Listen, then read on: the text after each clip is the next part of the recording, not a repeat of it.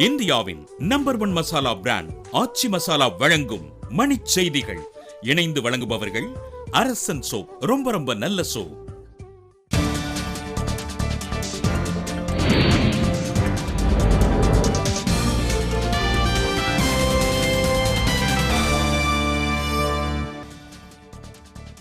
தமிழக சட்டப்பேரவை தேர்தலில் 74 விழுக்காடு வாக்குகள் பதிவாகியுள்ளதாக ராஜேஷ் லக்கானி தகவல். 12ஆம் வகுப்பு தேர்வு முடிவுகள் இன்னும் சற்று நேரத்தில் வெளியாக உள்ளதால் மாணவர்கள் ஆவல்.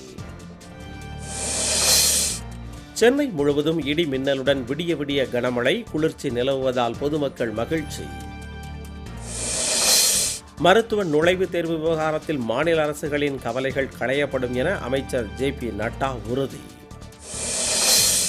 தாஜ்மஹால் அசுத்தமாவதை தடுக்கும் நடவடிக்கைகள் குறித்து விளக்கம் அளிக்க நடுவண் அரசுக்கு பசுமை தீர்ப்பாயம் ஆணை.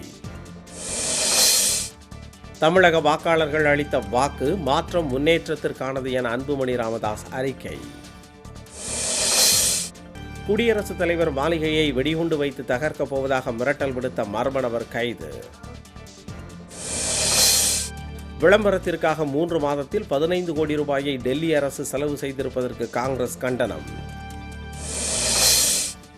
லிபியாவில் IS தீவிரவாதிகள் பதுங்கியிருக்கும் இடங்களை குறிவைத்து ராணுவம் தாக்குதல்.